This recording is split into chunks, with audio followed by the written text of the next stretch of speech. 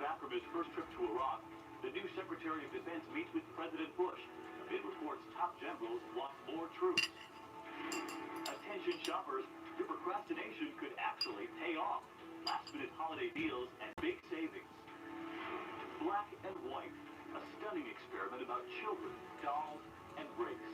And can you show me the doll that is the nice doll? And Making Tracks, horse racing revolution changing the sport from the ground up, hoping an injury like Barbaro's never happens again. From ABC News headquarters in New York, this is World News. Good evening. For some time now, President Bush has insisted he can't make a decision about a new strategy in Iraq without hearing from his new Secretary of Defense, Robert Gates. Well, Secretary Gates just got back from his first trip to the war zone, and he went straight to a meeting with the Commander-in-Chief. ABC's Jeff Morales at the White House tonight. Jeff, good evening. Good evening, David. Today, for the first time, President Bush convened his new war council. The White House says they did not make any decisions about a new strategy for Iraq, but the president is said to be pleased with their progress. At Camp David this morning, President Bush conferred with his new Secretary of Defense about the way forward in Iraq. The one-hour meeting capped a whirlwind week for Robert Gates, who was sworn in Monday and left the next day for Baghdad, returning home last night. The White House revealed none of what the two men discussed, but Gates went to Iraq to see if a surge of up to 30,000 U.S. troops would stem the violence. Never mind all these generals. Soldiers told him they need more boots on the ground. Iraqi leaders said they would not object to additional forces, and even top military commanders who had originally opposed an escalation now agree it is necessary. I would characterize it as momentum. Retired General Jack Keane has been pushing for a surge since last summer, even recommending it to President Bush. If we want to stop the level of violence, we have to force it to stop. How do you force it? You have to bring in more U.S. forces to help do it. That's the reality of it. With that change of heart by commanders in Baghdad, the path now seems clear for a troop surge, although polls show the American people are not on board. Just 17% favor more forces, but General Keane and many here at the White House believe the public will come around once they begin to see some real progress in Iraq, David. You know, Jeff, we know there was also movement at the UN Security Council today, passing sanctions against Iran for refusing to stop its nuclear program. Have we heard anything from the White House tonight? Interestingly, there's still no official reaction from the White House, and that may be, David, because they would have liked to see even stiffer sanctions than the ones that were passed today. But it was hard enough getting Russia, which does a lot of business with Tehran, to go along with these restrictions. In fact, the president had to do some last-minute lobbying over the phone with President Putin just before this morning's vote. All right, ABC's Jeff Morale at the White House tonight. Jeff, thanks very much. Talk of adding more troops to the 140,000 already in Iraq comes amid rising concerns that the military is already stretched to the limit. Last week, former chairman of the Joint Chiefs, Colin Powell, said the Army is broken. Tonight, ABC's Laura Marquez on what some say it will take to fix it. Marine Colonel Steve Soddy has just returned home to his family after a year-long tour of duty training Iraqi troops. More than two-thirds of the 175,000 active duty Marines have been through Iraq since the war began. Many 3, even 4 times. It's good in that we have a lot of experience now. It gets bad because human beings over time starts to wear out. And their families. No one knows that better than Colonel Soddy's wife, Priscilla, and their 3 daughters. He misses birthdays and he misses all the holidays, and it feels like incomplete sometimes. Colonel Soddy says something's got to give. Either grow the reserves or grow the active duty forces, an idea that has now been embraced by the president. I'm inclined to believe that we need to increase in the permanent size of both the United States Army and the United States Marines. The Army's Chief of Staff, General Peter Schoomaker, advocates adding 30,000 more troops. But at 6,000 a year, that will take time, so it will have no impact on the surge of troops proposed for Iraq. A larger army also comes with a hefty price tag for both soldiers and equipment. For every 10,000 troops, it costs an estimated $1.2 billion. You gotta buy more guns. You gotta buy more packs. You gotta buy more boots. What's going on, man? How you doing? It will also take more recruiters. This year, all branches of the military met their recruitment goals, but it was in large part due to relaxed standards for age, health requirements, and criminal backgrounds. It is not an easy job to get somebody to sign up to go to war. General Nash says the best recruiting tool is a satisfied soldier, which is why it's important to give these troops much-needed downtime. Yeah, that's great. Colonel Zadi has 30 days at home with his family before he gets his next assignment. Laura Marquez, ABC News, Washington. In the Middle East tonight, there are rising hopes of a possible peace breakthrough. Israeli Prime Minister Ehud Olmert and Palestinian President Mahmoud Abbas met today in Jerusalem, the first high-level talks between the two sides in almost 2 years. Israel agreed to ease travel restrictions and release $100 million in frozen Palestinian funds. The two leaders agreed to meet again, but did not set a date. Back in this country, meanwhile, the tension at airports across the nation's midsection is finally beginning to ease a bit tonight. The bad weather is breaking up, the planes are finally getting off the ground, and those crowds of stranded people stuck in the terminal are starting to thin out. The problem now, though, is not having enough planes to get them where they want to go.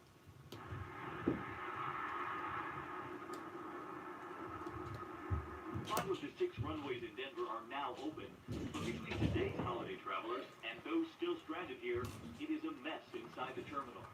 Terrible. The airport's busiest carrier, United, says it has a full slate of 900 flights today for the first time since the paralyzing storm. But those planes are already fully booked with passengers who were planning to travel today. The biggest challenge now is finding room for those whose flights were canceled. This mom is at her wit's end. Even with tickets, Adele Gilman is afraid the long lines will now keep her from her flight. Sorry, I broke the recording tab. In the airport with 3 kids. Sarah Bell, her husband and toddler, aren't sure if they've left themselves enough time. So we just had no idea it was going to be like this. So I guess, I don't know what we're going to do if we don't get on. Brittany Westlake has been here since Wednesday. The only ticket she could get was for the day after Christmas. Now she's watching people originally booked for today fly out ahead of her. I have to check these 2 tapes later on to see if they have newscasts. Like, these people aren't making it out, but we can't get back there to get on standby. Now, if you feel for those passengers, airline officials have not been able to bring in extra planes, which means that passenger won't be the only one forced to wait to fly until after Christmas. The other holiday rush, of course, is shopping, and we are deep into the final hours of what's expected to be the busiest shopping day of the year. As ABC's Gigi Stone reports now, retailers are making one last push to make a deal. Retailers are biting their nails until the very end because shoppers this year are pushing it until the end. The consumer is waiting till the absolute last minute like we've never seen them before. Stores under pressure need a blockbuster weekend to meet profit targets. Sales are expected to go up 5%, less than stores were hoping. So they're pulling out all the stops, expanding hours, and ratcheting up discounts, trying to lure shoppers with doorbuster items. The prices are good. The sales are remarkable, so it's not that good. A lot of things are 50% off or more, so it becomes worth your while. Stores are slashing costs for digital cameras, flat-screen TVs. We have a selection of great prices. I have one of those flat-screen TVs from 2007, but they're Vizio. Locking down clothes for cold weather because there hasn't been any. Cashmere started the season at price points above $100, and we'll likely see it go as low as $20, $30. Music to the ears of shoppers like Dottie Langet, hoping for bargains on those last-minute presents. I have a lot to do. 9 grandchildren, not much time to shop. I'm running around crazy. I have to get this done. Real procrastinators still have one last chance. A lot of stores will be open tomorrow. And here's a piece of advice. Save those gift receipts. Many stores are becoming a lot stricter when it comes to their return policies. David? All right, ABC's Gigi Stone in New York tonight. Many thanks. Still ahead here on World News this Saturday, Black and White, recreating a landmark experiment about children, dolls, and race. 50 years later, the painful responses to some very simple questions. Galloping into the future, you're looking at a horse racing revolution that you probably can't even see. How it's making the sport of kings safer. And at the end of the broadcast tonight, the Soho of the South. Why one small Kentucky town is overflowing with artists. This is World News, brought to you by the Salvation Army.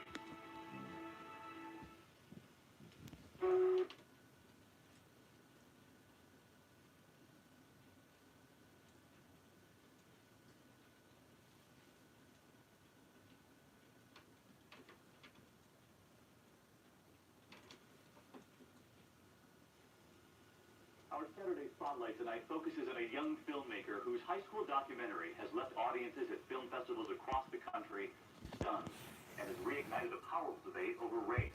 The filmmaker's premise was simple. She would reconduct a social experiment first done more than 50 years ago. She wanted to know how much has changed, instead learning how much has not. At a young age, I already knew the standards for a girl like me. The documentary is just 8 minutes long, but the thoughtful debate that has followed has lasted far longer. Just 17 years old, Kiri Davis is an aspiring filmmaker. She had a vision for her high school film project after learning about a simple doll test used to help make the case for desegregation in the landmark case Brown versus Board of Education. In 1954, psychologist Kenneth Clark conducted the test, asking black children which doll they preferred, the black or the white. The vast majority chose the white. The findings were not surprising for the time. With her camera in hand, Kiri sat across from nearly 24 children in New York City. Can you show me the doll that you like best or that you like to play with? This one. Can you show me the doll that is the nice doll? Now, why is that the nice doll? He's white. And can you show me the doll that looks bad? Okay. And can you give me the doll that looks like you? 15 of the 21 children preferred the white doll. More than 50 years later, her results mirrored Dr. Clark's. And those results have stirred audiences from New York to San Francisco, from Chicago to Atlanta. You hear the audience go, oh, they really gasp because they feel the pain. Thelma Dye works at the center founded by the late Dr. Clark and says the results of Kiri's test are just as painful as they were in the 1950s.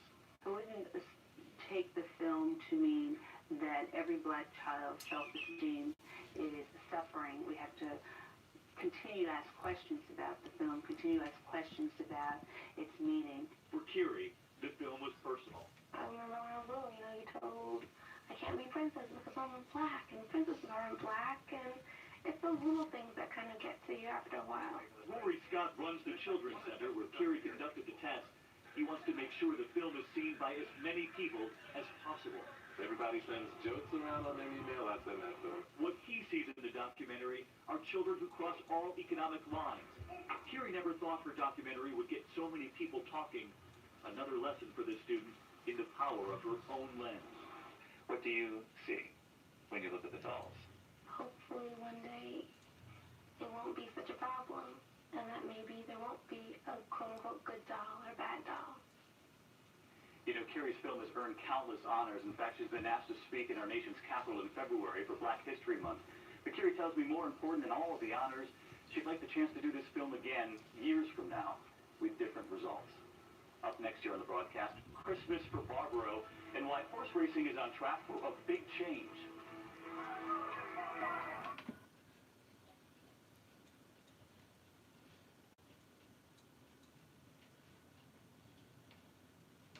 I remember a Plavix ad, except it's shorter.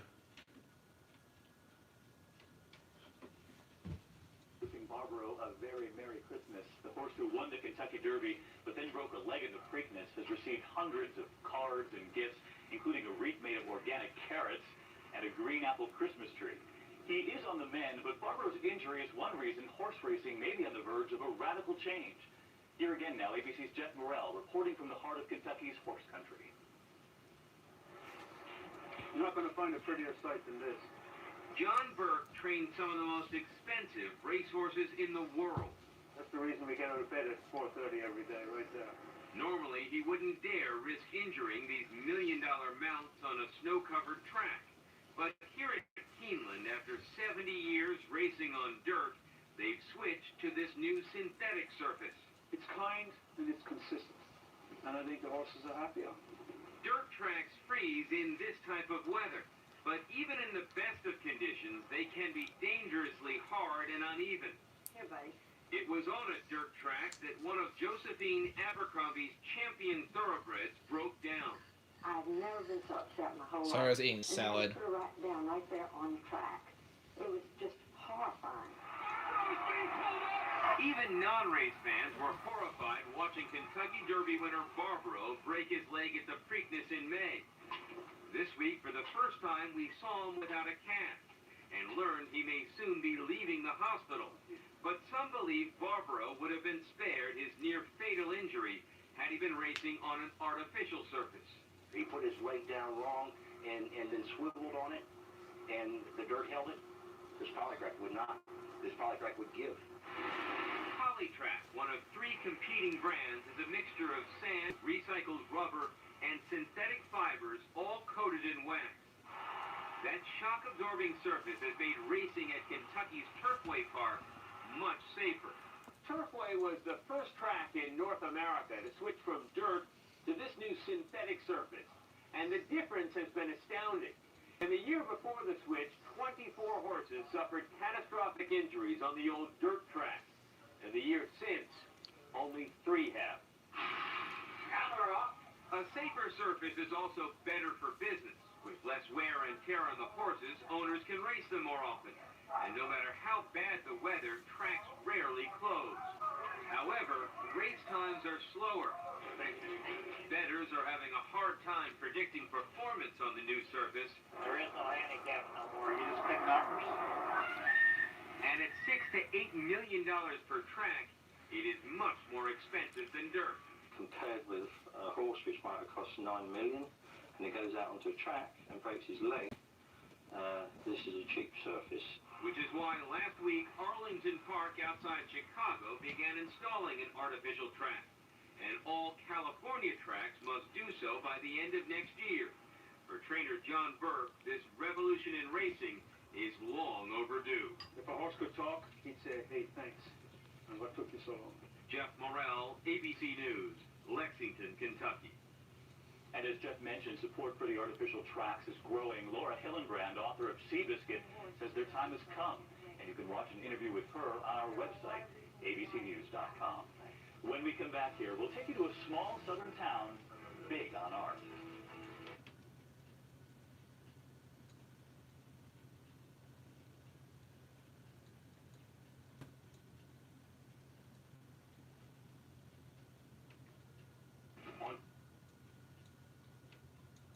Think of cities that have produced great art. The names Paris, Rome, London, and New York all come to mind, but probably not Paducah.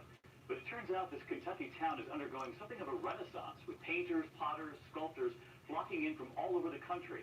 The question is, why? Tonight, ABC's Eric Hong has this portrait of the American landscape. At this Tony Manhattan gallery, the champagne-sipping patrons are buzzing about this drawing from artist Paul Lorenz. I like this. It's so intricate. Lorenz doesn't hail from Paris, London, or New York, but from Paducah, Kentucky. That's right, Paducah. This riverside community, located a million miles from Pretense, has seen an influx of artists from every corner of America. Lorenz moved here from San Francisco. It just seems so wrong. Maybe this one's right, you know? More than 70 artists live in Lower Town, a neighborhood once marred by poverty and vice. We had drug houses, and we had crime, and we had ladies of the evening walking the streets. But that started to change 6 years ago when the city launched a unique urban renewal project. Lured by unbeatable incentives, artists who had never before owned property began buying and remodeling Lower Town's once grand home. Washington native Mark Palmer bought this eyesore for $1, and with a no-down payment, low-interest loan, transformed it into a palatial gallery and home. I don't even think you can get a cup of coffee anymore for $1 in D.C. In this blue-collar red state city, some culture clash was inevitable. It was hard to get people just to, open the door when the open sign was up. They just would peek over it. Paducah has been around since before the Civil War, and art has long been a part of the community. These intricate murals in the city's flood wall are a testament to that. But art has never been seen as something that could drive the economy. Until now. Lower Town's galleries are a bona fide draw. The city says every dollar it's invested has returned 14. We will run out of real estate in Lower Town long before we run out of people who want to come and relocate. That success, in fact, has been studied by more than 100 communities coast to coast, from Syracuse, New York, to Fresno, California. These old Kentucky homes and their journey from blight to beauty have become Paducah's very own work of art. Eric Hong, ABC News, Paducah, Kentucky. Some art from the heartland tonight. And that is World News this Saturday. Thanks for watching. Tomorrow on Good Morning America, the thief who tried to steal Christmas. We hope you'll join us then. From all of us here at ABC News, I'm David Muir. Have a safe and happy holiday weekend. Have a good evening. Good night.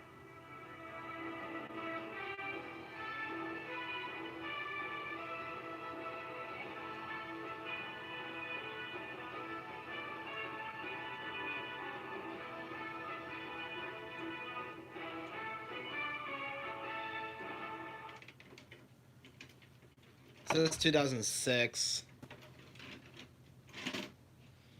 Alright. That is it, folks. Until then.